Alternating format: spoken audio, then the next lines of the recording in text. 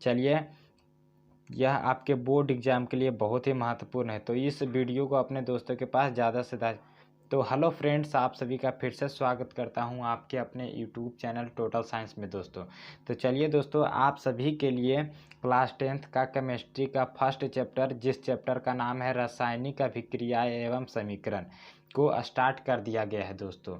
इसी तरह सभी सब्जेक्ट का, सभी विषय का आपको इस चैनल पर वीडियो को देखने को मिलेगा दोस्तों। तो चलिए दोस्तों, चैप्टर की ओर आगे बढ़ते हैं। पहला चैप्टर है रासायनिक अभिक्रिया एवं समीकरण। चलिए, सभी लोग शुरू से अंत तक इस वीडियो को देखेंगे और समझेंगे। फिर लास्ट में आपको पहले सभी बुक का पढ़ा दिया जाता है दोस्तों, उसके बाद आपको क्वेश्चन आंसर किया जाएगा, ऑब्जेक्टिव भी कराया जाएगा दोस्तों। तो चलिए, सभी लोग ध्यानपूर्वक पढ़ेंगे। चलिए, हम पहला है दोस्तों कि हमारे दैनिक जीवन में प्रत्येक क्षण कुछ ना कुछ परिवर्तित होते रहता है दोस्तों। हम लोग देखते हैं दोस्तों, हमारे दैनिक जीवन में कुछ ना कुछ परिवर्तित होते रहता है। उदाहरण के लिए दूध से दही का बनना दोस्तों, दूध से दही का बनना या फटना। आर्द्र वायु में लोहे के सामान को खुला छोड़ देने पर देखते हैं दोस्तों कि कुछ दिन जब लोहे को खुला छोड़ देने पर क्या होता है दोस्तों कि वायु, हवा, जल, वाष्प, ये कण, धूल कण, ये सब पड़ने के कारण उस पर जंग लग जाता है दोस्तों। तो यह कैसी अभिक्रियाएं हैं दोस्तों? ये सभी रासायनिक अभिक्रियाएं हैं दोस्तों, जो एक बार उसको मतलब लग जाने के बाद उसे पुनः पहले वाले वस्तु में प्राप्त नहीं किया जा सकता है दोस्तों। चलिए, जैसे जंग का लगना, चावल से भात का बनना, हमारे शरीर में भोजन का पचना, ये सभी कैसे अभिक्रियाएं हैं दोस्तों? तो रासायनिक अभिक्रियाएं हैं दोस्तों। जो मूल पदार्थ में रासायनिक अभिक्रियाएं के फलस्वरूप रासायनिक परिवर्तन होते हैं। पूर्व की कक्षा में हम लोग रासायनिक परिवर्तन की जानकारी प्राप्त कर चुके हैं। प्रस्तुत अध्याय के अंतर्गत हम लोग रासायनिक अभिक्रियाओं एवं समीकरणों को व्यक्त करने के बारे में विस्तृत से अध्ययन करेंगे दोस्तों। चलिए, 9th क्लास में भी पढ़ने को मिला होगा दोस्तों, तो चलिए इसमें क्लास 10th में आपको विस्तृत रूप से इसमें पढ़ने को मिलेगा दोस्तों। तो चलिए, हम लोग पहले पढ़ चुके हैं कि दो या दो से अधिक परमाणु परस्पर संयोग करके अणु का निर्माण करते हैं दोस्तों। जब दो या दो से अधिक परमाणु संयोग करके एक नए पदार्थ का निर्माण करता है दोस्तों, तो उसे क्या कहा जाता है? तत्व या यौगिक। किसी दूसरे पदार्थ के साथ संयोग करता है, तब उसके अणु परमाणु में टूट जाते हैं और इन्हीं परमाणुओं के सुसंगठन से किसी भिन्न पदार्थ के अणु बनते हैं। इस प्रक्रिया को ही रासायनिक अभिक्रिया कहा जाता है दोस्तों। इसका तात्पर्य क्या आप लोग समझें दोस्तों? इसका कहना है कि दोस्तों, जब कोई पदार्थ किसी पदार्थ के साथ, जब कोई पदार्थ, मान के चलिए ये पदार्थ है दोस्तों, इसके साथ कोई पदार्थ संयोग करता है दोस्तों, तब उसके अणु परमाणु में टूट जाते हैं, परमाणुओं में टूट जाते हैं दोस्तों, परमाणु में टूट जाते हैं और इन्हीं परमाणुओं के टूटने से परमाणु अणु बनते हैं। और इसी प्रक्रिया को क्या कहा जाता है? इस प्रक्रिया को क्या कहा जाता है दोस्तों? तो रासायनिक अभिक्रिया कहा जाता है। क्या कहा जाता है? रासायनिक अभिक्रिया। चलिए दोस्तों, इसका डिफिनेशन है कि रासायनिक अभिक्रिया किसे कहा जाता है दोस्तों? तो जब कोई पदार्थ अकेले ही या किसी अन्य पदार्थ के क्रिया करके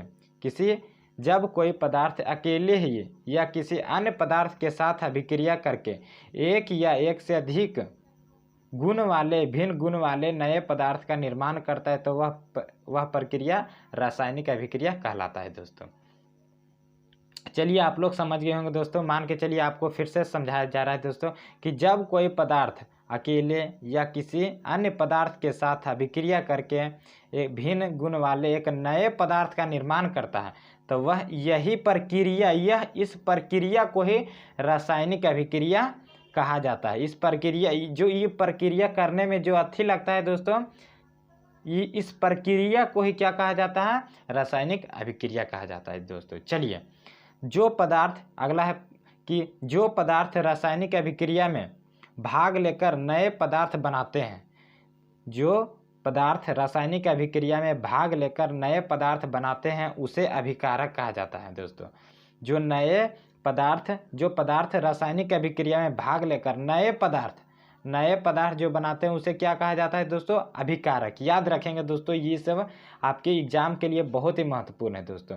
जो रासायनिक अभिक्रिया में भाग लेकर नए पदार्थ का निर्माण करते हैं उसे अभिकारक कहते हैं। और रासायनिक अभिक्रिया के फलस्वरूप बने जो रासायनिक अभिक्रिया के मान के चलिए अभी हुआ दोस्तों, और नया पदार्थ, ये नया पदार्थ कहलाता है दोस्तों। जो नया पदार्थ कहलाता है दोस्तों उसे प्रतिफल कहा जाता है दोस्तों। नया जो मान के चलिए दो के साथ अभिक्रिया हुआ, जो नया पदार्थ बनता है इसी है प्रतिफल कहा जाता है दोस्तों, प्रतिफल। उदाहरण के लिए हाइड्रोजन और क्लोरीन के मिश्रण को यदि सूर्य के प्रकाश में रखा जाए तो ये दोनों परस्पर क्रिया करके हाइड्रोजन क्लोराइड का निर्माण करते हैं दोस्तों। उदाहरण के लिए हाइड्रोजन, और यहाँ पर आपको दिखाया गया दोस्तों हाइड्रोजन और क्लोरीन के साथ दोनों परस्पर अभिक्रिया करते हैं दोस्तों, तो हाइड्रोजन क्लोराइड का निर्माण करते हैं दोस्तों। चलिए, हाइड्रोजन और क्लोरीन ये दोनों अभिकारक कहलाते हैं दोस्तों। यहाँ पर आपको समझने का बहुत प्रयत्न करना है दोस्तों कि हाइड्रोजन और क्लोरीन ये क्या है दोस्तों? तो अभिकारक है, ये दोनों अभिकारक है दोस्तों, अभिकारक हैं। चलिए, और ये HCl यानी हाइड्रोक्लोरिक अम्ल ये क्या है? तो प्रतिफल है दोस्तों। ये क्या हो गए? प्रतिफल है। चलिए,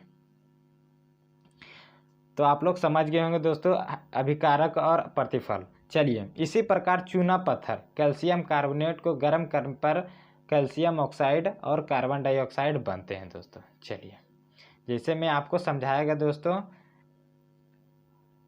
CaSO3 यानी कैल्शियम कार्बोनेट, CaO यानी कैल्शियम ऑक्साइड दोस्तों। जब कैल्शियम ऑक्साइड और कार्बन डाइऑक्साइड को समीकरण किया जाता है दोस्तों तो क्या प्राप्त होता है दोस्तों? कैल्शियम कार्बोनेट प्राप्त होता है। इस अभिक्रिया में कैल्शियम कार्बोनेट क्या है दोस्तों? कैल्शियम कार्बोनेट क्या है? तो यहाँ पर कैल्शियम कार्बोनेट है और कैल्शियम ऑक्साइड तथा कार्बन डाइऑक्साइड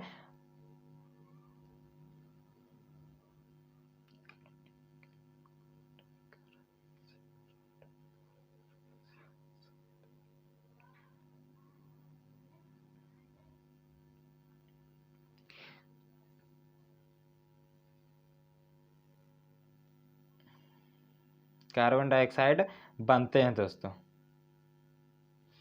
चलिए, यहाँ पर आपको बताया गया है दोस्तों, यहाँ पर बताया गया है कैल्शियम कार्बोनेट और कैल्शियम ऑक्साइड और कार्बन डाइऑक्साइड। इस अभिक्रिया में कैल्शियम कार्बोनेट अभिकारक कौन हो गया दोस्तों? कैल्शियम कार्बोनेट अभिकारक है। अभिकारक कौन है? तो कैल्शियम कार्बोनेट है। और कैल्शियम ऑक्साइड तथा कार्बन डाइऑक्साइड प्रतिफल हो गया दोस्तों। ये दोनों क्या हो गया दोस्तों? प्रतिफल हो गया दोस्तों। चलिए, रासायनिक अभिक्रिया की क्रियाविधि को जानते हैं दोस्तों। रासायनिक अभिक्रिया की क्रियाविधि को जानते हैं दोस्तों, क्या है? तो किसी भी रासायनिक अभिक्रिया में अभिकारकों के अणु पहले टूटकर परमाणुओं में परिवर्तित होते हैं, फिर ये परमाणु ही आपस में पुनर्संगठित होकर प्रतिफल के अणु बनाते हैं दोस्तों, बनाते हैं। आपको समझ में आ गया, समझा भी दिए दोस्तों। फिर ये परमाणु ही आपस में पुनर्संगठित होकर प्रतिफल के अणु बनाते हैं। इन प्रक्रियाओं में अभिकारक अणुओं के परमाणुओं के बीच के बंधन टूटते हैं और अभिक्रिया के फलस्वरूप परमाणुओं के बीच नए बंधन बनते हैं, जिससे प्रतिफल के अणुओं का निर्माण होता है दोस्तों। चलिए, रासायनिक अभिक्रियाओं की विशेषता, रासायनिक अभिक्रिया की विशेषता के बारे में जानते हैं दोस्तों कि यानी कि रासायनिक अभिक्रियाओं की विशेषता क्या क्या है दोस्तों। तो चलिए, किसी रासायनिक अभिक्रियाओं के मुख्य विशेषताएं निम्नलिखित है। जैसे पहला हो गया दोस्तों कि गैस की उत्पत्ति में कुछ रासायनिक अभिक्रियाएं ऐसी होती हैं जिनमें कोई गैस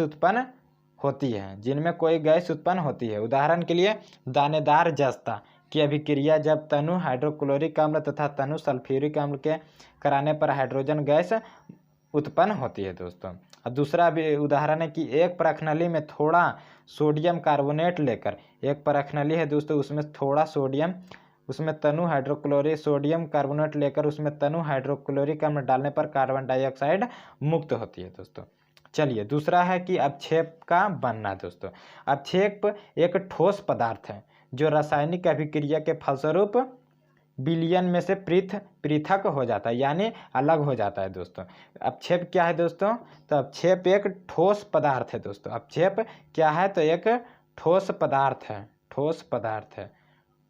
अवक्षेप क्या है? तो ठोस पदार्थ है दोस्तों, जो रासायनिक अभिक्रिया के फलस्वरूप विलयन से अलग हो जाता है। उदाहरण के लिए सोडियम क्लोराइड के जलीय विलयन में सिल्वर नाइट्रेट का विलयन डालने पर सिल्वर क्लोराइड का दही जैसा सफ़ेद अवक्षेप प्राप्त होता है दोस्तों।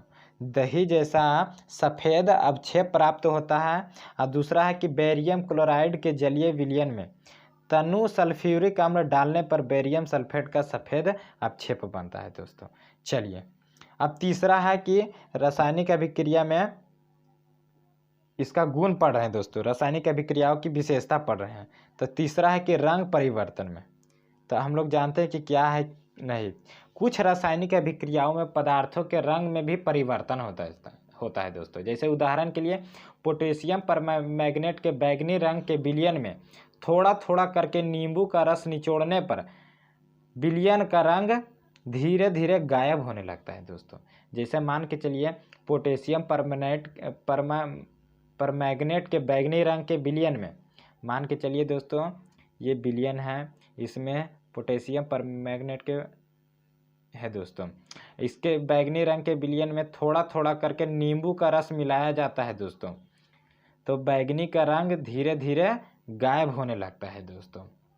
क्या होने लगता है? तो इससे पता चलता है दोस्तों कि इसकी रंग में भी विशेषताएं पाई जाती है। चलिए दोस्तों दूसरा है कि पोटेशियम डाइक्रोमेट के अम्लीय विलयन का रंग नारंगी होता है। यदि उसमें सल्फर डाइऑक्साइड गैस प्रवाहित की जाती है तो विलयन का रंग नारंगी से हरा हो जाता है दोस्तों। जैसे समझिए पोटेशियम के अम्लीय ये विलयन है दोस्तों, इसमें पोटेशियम डाइक्रोमेट के अम्लीय जलीय का रंग नारंगी है दोस्तों। इसमें से सल्फर डाइऑक्साइड जब मिलाया जाता है दोस्तों, गैस प्रवाहित किया जाता है, तो इसमें विलयन का रंग नारंगी से हरा हो जाता है दोस्तों। नारंगी से पहले नारंगी रहता है दोस्तों और फिर हरा हो जाता है। क्यों दोस्तों? तो इसमें जब सल्फर डाइऑक्साइड गैस प्रवाहित किया जाता है दोस्तों, तब नारंगी से यह हरा हो जाता है दोस्तों। चलिए इसका चौथा है दोस्तों कि ताप में भी परिवर्तन होता है दोस्तों। रासायनिक अभिक्रिया के विशेषता में चौथा है दोस्तों ताप में परिवर्तन। चलिए इसके बारे में भी जानते हैं कि कुछ रासायनिक अभिक्रियाएं के फलस्वरूप ताप में परिवर्तन होता है दोस्तों। कुछ रासायनिक अभिक्रियाओं के फलस्वरूप ताप में परिवर्तन होता है। जैसे उदाहरण के लिए दोस्तों, यदि कली चूना के एक ढेलों पर जल गिराया जाता है दोस्तों, मान के चलिए ये कली चूना है, इस पे एक ढेला है दोस्तों, इस पर अगर जल गिराया जाता है, जल H2O जिसे H2O कहा जाता है, जल गिराया जाता है तो पर्याप्त मात्रा में ऊष्मा उत्पन्न होती है दोस्तों, जिससे अभिक्रिया मिश्रण का ताप बहुत बढ़ जाता है दोस्तों। अतः यह अभिक्रिया ऊष्माक्षेपी होती है दोस्तों।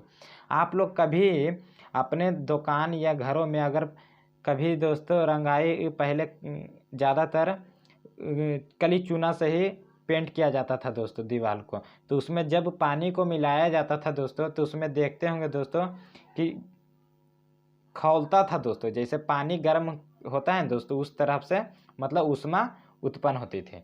चलिए आप लोग इसलिए इस अभिक्रिया को ऊष्माक्षेपी भी कहा जाता है। ऊष्माक्षेपी अभिक्रिया किसे कहा जाता है दोस्तों? तो वैसी अभिक्रिया जिसमें अभिक्रिया के दौरान ऊष्मा का अवशोषण होता है, उसे ही ऊष्माक्षेपी अभिक्रिया कहा जाता है दोस्तों, यानी ऊष्मा मुक्त होता है। चलिए इसके विपरीत एक परखनली में थोड़ा अमोनिया क्लोराइड लेकर, इसके विपरीत एक प्रखनलिम थोड़ा अमोनिया उसमें लेकर बेरियम ऑक्साइड का विलयन डालने पर अभिक्रिया के फलस्वरूप बेरियम क्लोराइड, अमोनिया एवं जल बनते हैं दोस्तों। चलिए अगला देखते हैं दोस्तों, पांचवा की अवस्था में परिवर्तन। दोस्तों क्या है अवस्था में परिवर्तन? तो कुछ रासायनिक अभिक्रियाओं के फलस्वरूप पदार्थों की अवस्था में भी परिवर्तन होता है दोस्तों। जैसे कि उदाहरण के लिए दोस्तों, मोमबत्ती को जलाने पर मोम का कुछ द्रवित होकर नीचे गिरता है। आप लोग देखे होंगे भी दोस्तों कि जब मोमबत्ती को जलाया जाता है तो कुछ मिनट उसके जलने के बाद देखते हैं उसका हल्का हल्का गिरने लगता है दोस्तों। जैसे ही आप जलाते हैं दोस्तों उसका गिरने लगता है। कुछ भाग वाष्प में परिवर्तन होकर जलता है, अतः मोमबत्ती के जलने पर ठोस मोम, द्रव और गैस में परिवर्तन होता है। मोमबत्ती का मोम जलकर कार्बन डाइऑक्साइड और जल में परिवर्तित हो जाता है दोस्तों। चलिए अगला है दोस्तों कि रासायनिक समीकरण। तो रासायनिक समीकरण क्या है दोस्तों, कैसे है, क्या है, चलिए सभी पढ़ेंगे दोस्तों। कि सभी रासायनिक अभिक्रियाएं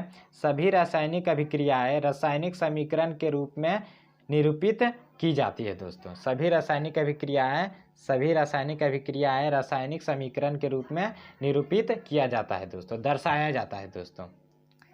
जैसे किसी रासायनिक अभिक्रिया में भाग लेने वाले पदार्थों के संकेतों एवं सूत्रों की सहायता से उस अभिक्रिया का संक्षिप्त निरूपण रासायनिक समीकरण कहलाता है दोस्तों।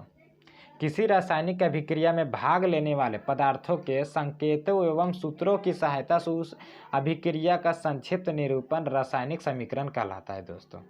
जैसे चलिए आपको बताते हैं दोस्तों, जैसे दो समीकरण को आपस में मतलब दर्शाना है दोस्तों, तो कैसे हम दर्शाएंगे, इसलिए उसको संकेत या सूत्र के से दर्शाया जाता है दोस्तों। जैसे H2O प्लस NaCl दोस्तों, जैसे हम इसका सूत्र जान रहे हैं दोस्तों तभी ना इसका समीकरण हम निकाल पाएंगे दोस्तों। इसका कहने का मतलब है कि रासायनिक समीकरण को भाग लेने के लिए उसमें सूत्र की आवश्यकता होती है, इसलिए इसे रासायनिक समीकरण कहा जाता है दोस्तों। इसका कहने का मतलब है दोस्तों, किसी रासायनिक अभिक्रिया में भाग लेने वाले पदार्थों के संकेतों एवं सूत्रों की सहायता से उस अभिक्रिया का संक्षिप्त निरूपण है रासायनिक समीकरण कहलाता है दोस्तों। चलिए रासायनिक अभिक्रिया के अभिकारकों एवं प्रतिफलों को दर्शाने के लिए तत्व या यौगिकों के सूत्रों को व्यवस्थित करना पड़ता है दोस्तों, संतुलित किया जाता है। उदाहरण के लिए हाइड्रोजन और क्लोरीन के मिश्रण को सूर्य के प्रकाश में रखने पर हाइड्रोजन क्लोराइड बनता है दोस्तों। चलिए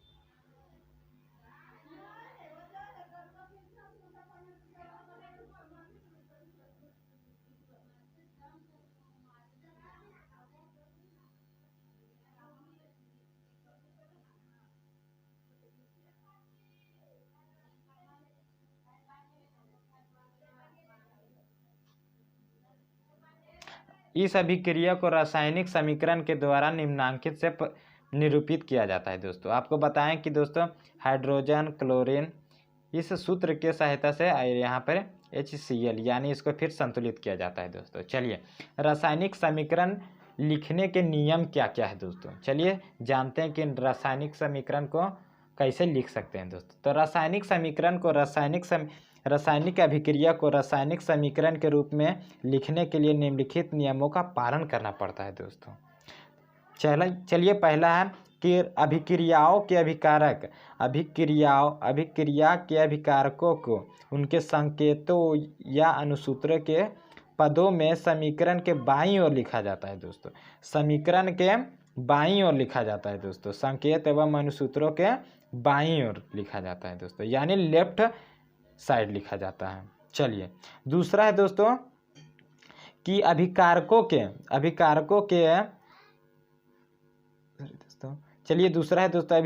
के सूत्रों के बीच धन चिन्ह यानी प्लस और माइनस धन चिन्ह दिया जाता है दोस्तों। क्या दिया जाता है दोस्तों? प्लस, सिर्फ प्लस चिन्ह का उपयोग किया जाता है। चलिए तीसरा है कि अभिक्रिया के प्रतिफलों को उनके संकेतों या अनुसूत्रों के पदों में रासायनिक की ओर दाईं ओर लिखा जाता है दोस्तों। लेफ्ट साइड क्या लिखा जाता है दोस्तों, तो उनके संकेत यानी संकेतों को लिखा जाता है, और इसके दाईं ओर क्या लिखा जाता है, प्रतिफल को लिखा जाता है दोस्तों, प्रतिफल को लिखा जाता है। चलिए चौथा है दोस्तों कि प्रतिफलों के सूत्रों के मध्य धन चिन्ह का दिया जाता है दोस्तों। ये तो बता दिए दोस्तों, प्रतिफलों के सूत्रों के मध्य, उसमें भी इधर भी पड़ता है दोस्तों, और प्रतिफलों में भी मान के चलिए 2 समीकरण हो गया तो उसमें भी प्लस चिन्ह का प्रयोग किया जाता है। और पाँचवा है दोस्तों कि अभिकारकों और प्रतिफलों को एक तीर चिन्ह द्वारा अलग अलग प्रदर्शित किया जाता है। यह तीर चिन्ह यह दिखाता है कि अभिक्रिया किस दिशा की तरफ हो रही है दोस्तों। यह तीर किस दिशा की ओर अभिक्रिया हो रही है यह बताता है दोस्तों। जैसे मान के चलिए A + B C + D दोस्तों, इसी को बताया जाता है दोस्तों। चलिए अगला है दोस्तों कि संतुलित एवं असंतुलित रासायनिक समीकरण क्या है दोस्तों। तो पहला संतुलित रासायनिक समीकरण किसे कहते हैं दोस्तों, उसके बारे में जानते हैं। तो संतुलित रासायनिक समीकरण वह है जिसमें समीकरण के दोनों ओर तत्व के परमाणु की संख्या समान होती है दोस्तों। संतुलित रासायनिक समीकरण किसे कहा जाता है दोस्तों, तो जिसमें समीकरण के दोनों ओर के दाईं ओर के लेफ्ट हैंड और राइट हैंड दोनों के तरफ के परमाणुओं की संख्या समान होती है, उसे ही संतुलित रासायनिक समीकरण कहा जाता है दोस्तों। जैसे उदाहरण के लिए हाइड्रोजन और क्लोरीन के बीच होने वाली रासायनिक अभिक्रियाओं के निरूपित करने वाले समीकरण को लेते हैं। जैसे H2, यहाँ पे आपको बताया गया दोस्तों H2 और HCl, तो इसमें अभिक्रिया करके HCl बना दोस्तों, HCl बना दोस्तों। तो यहाँ पर H2 + Cl2 सॉरी दोस्तों, यहाँ पे आपको H2Cl2 और 2CH, यहाँ पर H2 झपा जा रहा है दोस्तों। यहाँ पर देखिए संतुलित रासायनिक समीकरण यानी H में भी 2 है दोस्तों, H में भी 2 है और क्लोरीन में भी 2 है। तो इस तरफ संतुलित करने के लिए आपको 2 लगाना पड़ा दोस्तों, इसे ही संतुलित रासायनिक समीकरण कहा जाता है दोस्तों। चलिए जैसे मान के चलिए देखिए यहाँ पर आपको बताया है कि हाइड्रोजन के परमाणुओं की संख्या 2 है दोस्तों, क्लोरीन के परमाणुओं की संख्या 2 है दोस्तों। ये हो गया लेफ्ट साइड दोस्तों। अब इसमें देखना है दोस्तों कि हाइड्रोजन के यहाँ कितना मिल रहा है दोस्तों, तो 2 है, और क्लोरीन को भी 2 मिल रहा है दोस्तों। इस तरह चूंकि इस समीकरण के दोनों ओर परमाणुओं और क्लोरीन के बीच परमाणुओं की संख्या समान है, अतः यह समीकरण संतुलित है। चलिए दोस्तों आज के लिए इतना है, फिर मिलेंगे नेक्स्ट वीडियो में दोस्तों। यह वीडियो आपको कैसा लगे कमेंट करके बताइएगा ज़रूर दोस्तों।